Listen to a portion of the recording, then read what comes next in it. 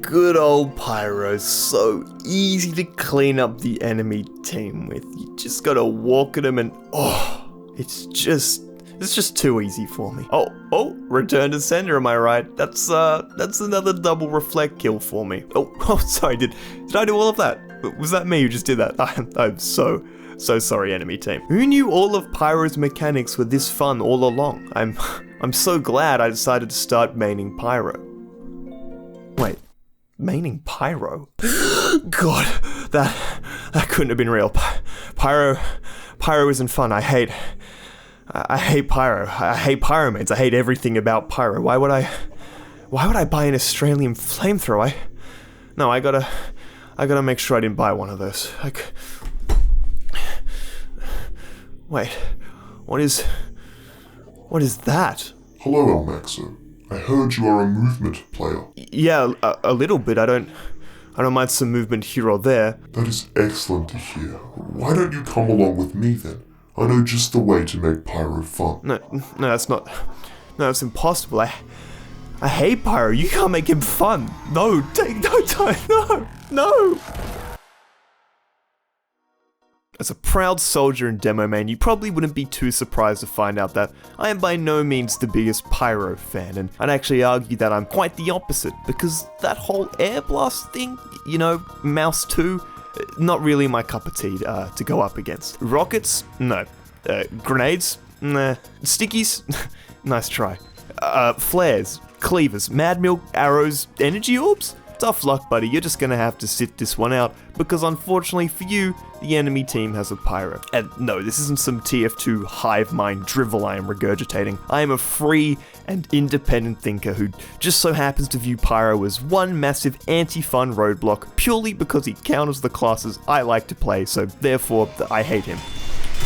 Oh my god, that's got deflected so hard. Anyway, what I'm trying to get at here is that because of my hatred for Pyro, I've always tended to enjoy his more goofy unlocks, like the Detonator and Backburner, rather than the more conventional stuff, as it better suits my anti-air blast agenda, as well as my more balls-to-the-wall playstyle. And luckily for us, there is a perfect secondary that synergizes beautifully with this tomfoolery, but it doesn't really get any of the love it truly deserves, as it is overshadowed by some other options, we'll say. But anyway, let's cut straight to the chase on this, because I want to fill you on why the Detonator has always been my go-to Pyro secondary for whenever I have wanted to indulge in the dark side of TF2 gameplay.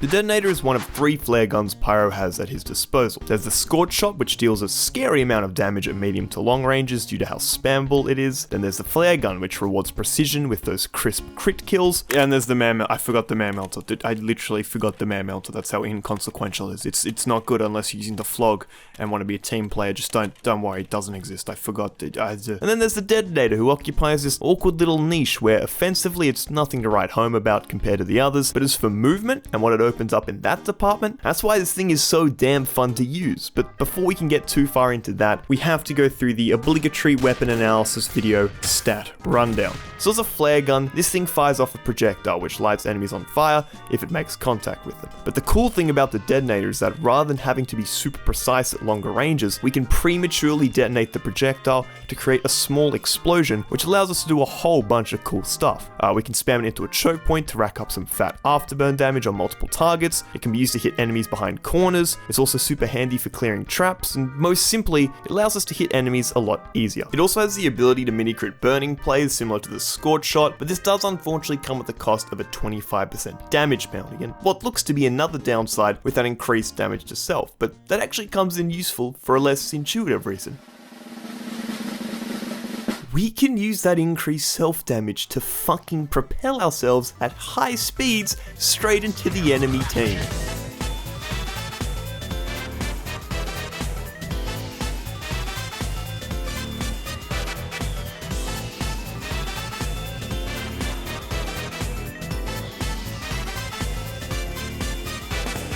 If I haven't made it obvious enough by now, we stand anything and everything movement related here at the elmaxo channel, which is exactly why the Detonator is so damn fun, because it grants us the ability to launch ourselves in a whole number of directions to do a whole lot of wild stuff. but alright, I'm getting too excited here. Let's take a step back and unpack the basics. You know, how do we actually do the funny detonator jump? Well, similar to a soldier who can rocket jump or a demo who can sticky jump, we can use the projectile the detonator fires to do some pretty fancy jumps as the pyro. Now, to execute the most basic type of detonator jump, we want to look straight down at the ground and then jump, crouch, and fire the projectile all at once, which will launch us vertically towards the sky. Now, flying straight up isn't the most useful thing, so to give it some practical use in game, we want to add some horizontal distance to our jump, which we can do by aiming the detonator further behind our player model rather than directly below us. So again, we'll give it a bit of a run up, flick our mouse further behind ourselves this time, then jump, crouch, and fire the projectile all at once, which should propel us further forward. But hey, this is the boring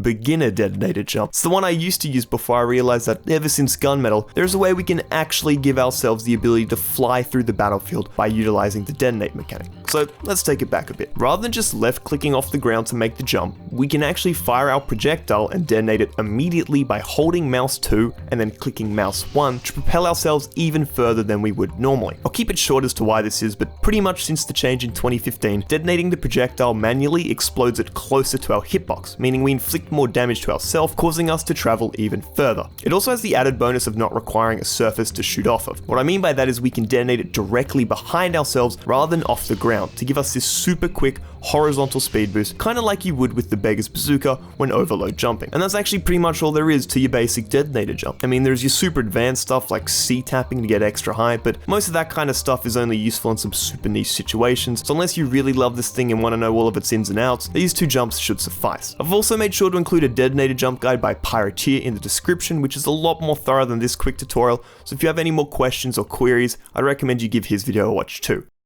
Now, for almost every class I play, I prefer the weapons which allow me to be a little sneaky boy who operates on the flanks and gets behind the enemy team to conduct these massive plays. And luckily for us, this is exactly what the Detonator excels at, as rather than having to charge head on at our enemies with our WM1 skills ready and raring to go, we can approach fights from angles that no one is expecting to give ourselves the upper hand with the Detonator. Take a look at this clip on Bar Blitz, where we are defending last, and I notice a soldier on our team loses a 1v1 across from me, and rather than waiting for the soldier to re-peek me so I can have a chance at deflecting his rockets, I say, fuck it, and Detonator jumps straight at him to catch him off guard with his metaphorical pants down. And that play right there really nicely summarizes one of the biggest benefits the Detonator brings to the table, and that is the element of surprise, as this thing grants us access to new flank routes a normal pyro would otherwise be unable to get to. I talked a bit about this idea in my video on the Winger, but pretty much, weapons like the Detonator, which open up new movement possibilities, force us to look at the maps we've come to know and love through an entirely new lens. You really start to appreciate the vertical geometry of TF2 more when you have the ability to jump around, as the little windows, ledges, and rocks you've seen maybe thousands of times before take on a whole new meaning when you have the Detonator equipped. So make sure you have a keen eye and are on the lookout for some potential spots you could use to set up an ambush from. And look, that doesn't even really begin to scratch the surface of what Detonator jumping allows us to do. As whilst it is certainly great for hijacking flank routes and setting up sneaky little ambushes, I found that the most practical use for this thing is its ability to gap close. Now, it is a little risky pulling this off, as you do inflict a decent chunk of self damage if you try to hunt someone down with the Detonator jump, but goddamn does it feel good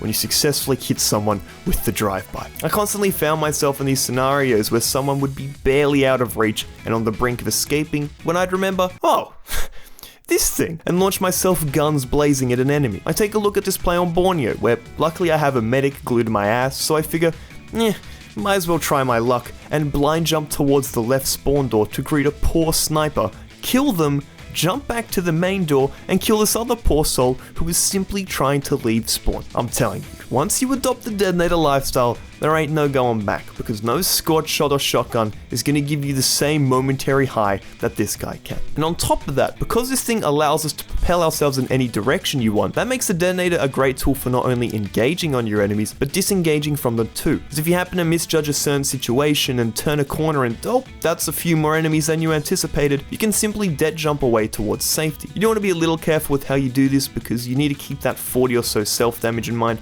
But if you do have enough health, it can be a pretty reliable way of retreating. The last practical use detonator jumping has in-game is its ability to speed up your rollout after spawning, as in conjunction with something like the power jack, you can actually get back to the front line pretty damn quickly. This does mean you'll be inflicting a lot of self-damage though, so make sure you stop by some health packs on the way, but it has been common for me to roll out faster than scouts on the way to the mid-fight. So would you look at that, from a movement perspective exclusively, the detonator opens up flank routes, provides us with good engage and disengage, speeds up our rollouts, and can lead to some very funny Russian roulette plays. I mean, if you ask me, it sounds perfect. There couldn't possibly be any downsides to running this thing, right?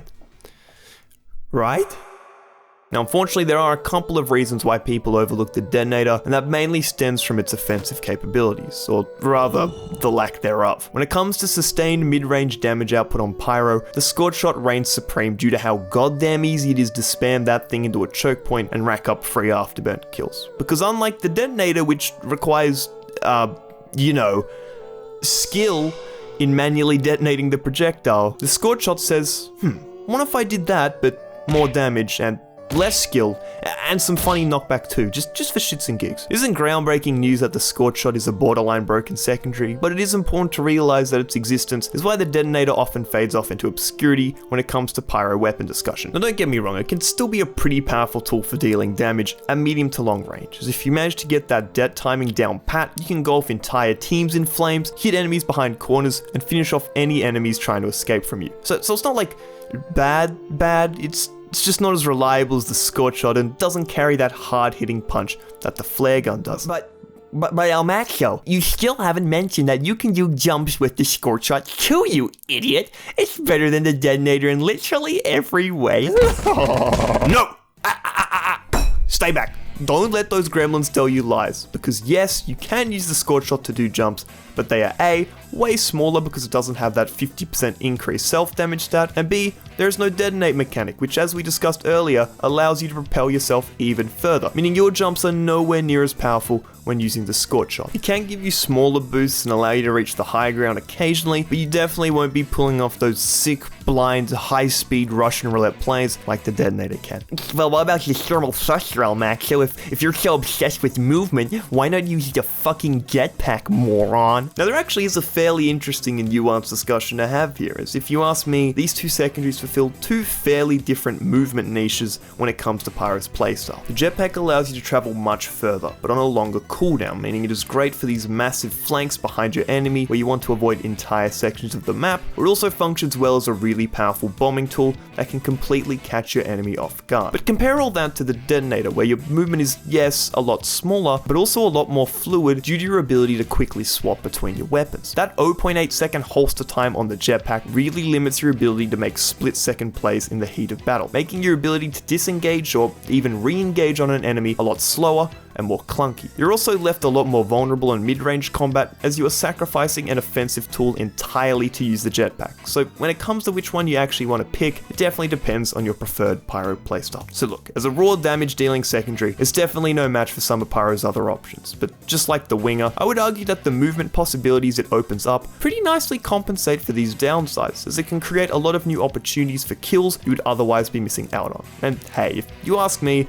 it's a whole lot more fun propelling yourself at full speed face first at an enemy than it is to sit and spam a choke point with the Scorch Shot. Now, one of the coolest things about the detonator is that it actually synergizes really nicely with most of Pyro's primary options. I found that the stock flamethrower is probably your best bet as per usual, because it gives you that nice and consistent damage output without forfeiting any of your utility like some of the other options on this list do, so you really can't go wrong in equipping it, and it is usually my go-to pick. However, if you really want to live that flank Pyro lifestyle, my second go-to pick for you would easily be the Backburner, which was definitely my second favorite unlock whilst using the detonator. The mobility it provides you gives you access to some great spots for ambushes, which synergizes really nicely with the guaranteed crits you are supposed to get when attacking enemies from behind. But god, a back hitbox is a joke in this game, so don't be surprised if this thing fails on you from time to time. This loadout holds an especially dear place in my heart, as it brings back good old memories of Muzok's OP loadout series, where he used these two in conjunction with the power jack to become an absolute menace in the backline, so yeah, it has that going for it too. Next up is the degreaser, which is what I would actually label as the weakest option to take with the detonator, as it really doesn't complement that whole combo Pyro playstyle very well. You want something like the panic attack or or flare gun to quickly swap to when using the degreaser, as they provide really nice chunks of burst damage, but unfortunately, the detonator doesn't dish out anywhere near the damage output you would be looking for, and therefore makes it quite a poor synergy. Other than those main three, we do have the Phlogistonator, which I actually think is a bit of a sleeper pick, as its ability to gap close is way stronger than the Scorch Shot, which means you can hunt down your enemies way easier when you have those guaranteed crits. It will probably require a bit more time to charge up your oomph meter when using the detonator, but I definitely think it's a good alternative if you're looking to go super aggressive. As for the Dragon's Fury, it does pretty well. I mean, I can't say I did the most testing with these two together compared to the other options, but I have seen countless pyros on Australian servers use these guys together, and they seem to make it work really nicely, so I may have to give it some more time in the future. Hello, it's I editing elmaxo. I ended up using this thing, and it was super fucking fun. I ended up stomping a few games, so I take it all back. The Dragon's Fury Detonator, it's really good. Try it. Do it. And finally, for the melee slot, I would pretty much always advise you take the power jack, because the movement speed it gives you whilst roaming around the map, especially when you're looking for flanks, is just really damn useful. If you are feeling a little spicy, you can take the extinguisher to do some crazy plays by like jumping over your enemies and stare stabbing them, but I am no gamer god unfortunately, so I'll leave those type of flashy plays to Sketchek, who has a monopoly in that market. So look, if I have to summarize the detonator to you, I would return to my analysis I gave the Winger just over 3 months ago. More jumpy and less shooty. You are sacrificing some of your immediate firepower to give yourself more movement to close the gap, find flank routes, roll out, or disengage if need be. It probably isn't in the best place right now, but it is by no means a weak option. You just gotta make sure you are maximizing the utility it gives you to make it reach its full potential. That's all from me. All my socials are down below, and if you enjoyed this video, you could even consider supporting me on Patreon, which would be very swag. It means you could appear in the credits of my bigger projects, like all of these guys are about to. Oh my god.